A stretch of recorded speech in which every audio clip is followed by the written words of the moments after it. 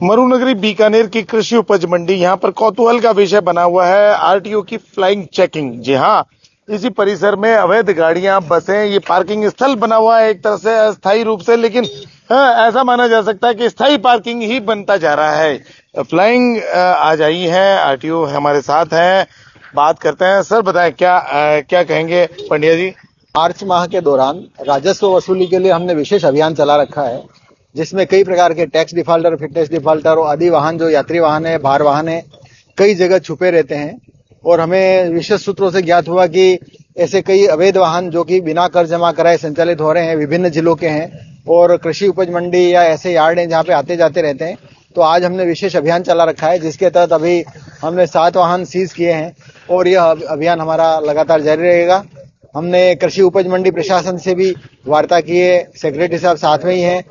उन्होंने बताया कि यहाँ पे कई वाहन ऐसे हैं जो कि अवैध तरीके से पार्क करके लोग चले जाते हैं और 2-2, 3-3 दिन तक उनको हिलाते भी नहीं है।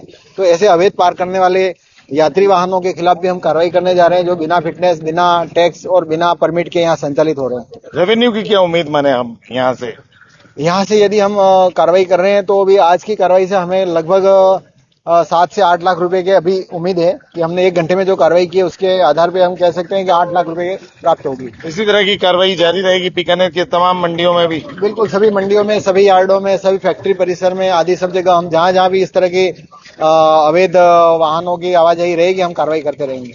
उमेश जी, आप सेक्रेटरी हैं मंडी के, क्या कहेंगे ये तमाम तरह की यहाँ पे जो बरसों से ये एक तरह से स्थायी पार्किंग बनी हुई है, ये बीकानेर के अनाज मंडी? हमने उन वाहनों को ट्रैक किया है जो लगातार पार्किंग करते हैं और संवेदक को निर्देश दिए हैं कि ऐसा एक इन्वेंटरी रजिस्टर डाल लें, सारी व्हीकल्स की एंट्री करें और जहां ऐसा लगता है कि जो मंडी में माल लेने के लिए जो गाड़ी नहीं आई है या स्थायी रूप से पार्किंग कर रहे हैं, उनकी सूची हम आरटीओ साहब को देंगे, उनके खिलाफ कार्रवाई कराएंगे और उन लोगों को पाबंद करेंगे कि आप मंडी यार्ड में पार्किंग नहीं करें। इन पार्किंग से दिक्कत आप लोगों को भी क्या हो रही है? हालांकि व्यापारियों को तो हो ही रही है, उनका सामान चोरी हो रहा है, आप लोग भी क्या मानते हैं? नहीं, मेरा मानना है कि अवैध पार्किंग होने से हो ये रहा है कि वो स्थान एक्यूपाई कर लेते हैं।